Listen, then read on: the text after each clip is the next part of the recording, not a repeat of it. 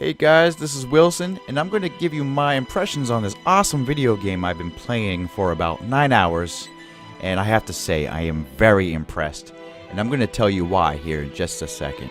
But if you are new to this channel, don't forget to subscribe and like this video because that helps a whole lot when you show some love. And also check out my second channel, NationX TV, where I do my live streaming, and show some love over there as well.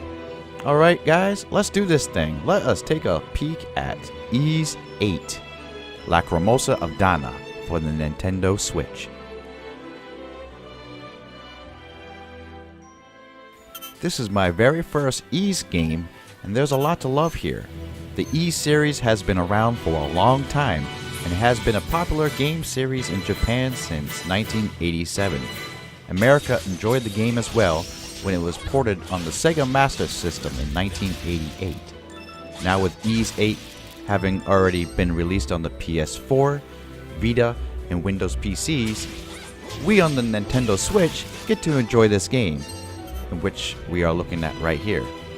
You play as Adol Christian, who is a character seen in all the YS games, and he is stranded on an island with other survivors, and your goal is to find these survivors and incorporate their skills in trying to escape the island.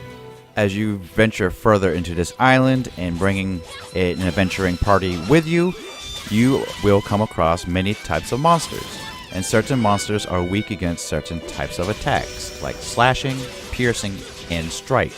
Using the party member that has a weapon damage type that a monster is weak against will break the monster's defense, and it will go down very quickly. Also in combat, you hit with your weapon to fill up a skill point meter, and at any time you can use your skills using the skill point pool for bigger attacks. And you also have a special attack meter that fills up, and when that is ready, you deliver extreme high amounts of damage as a finisher move, which is great for boss battles. You also have defensive moves such as dodge rolling and parry, and if you time your roll or parry just right before the enemy hits you, you get an increased damage buff and limited invulnerability. The game progresses you through learning combat little by little, so you're not overburdened with all the information. And if you ever need to fall back on it, you can find all that information in the journal.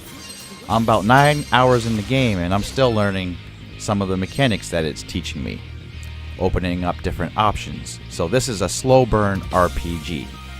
In the game world, and when you defeat monsters, you pick up loot, and you can also find treasures, and you bring all that to your base camp.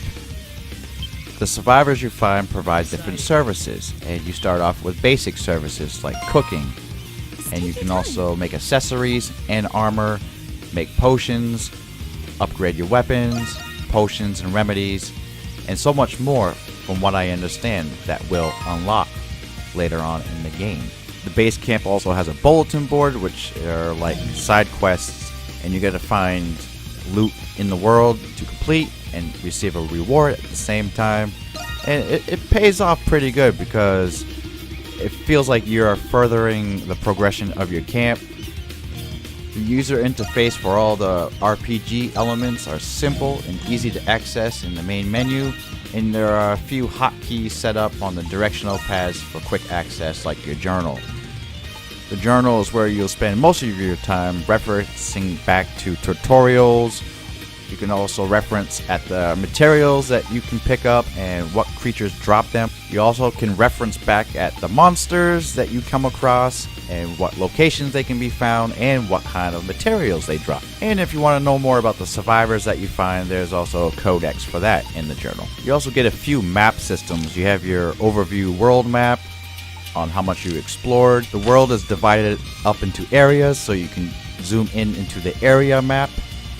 In addition to your mini-map, you have an expanded mini-map and a half-shown mini-map, so you can see the game world and the expanded mini-map at the same time.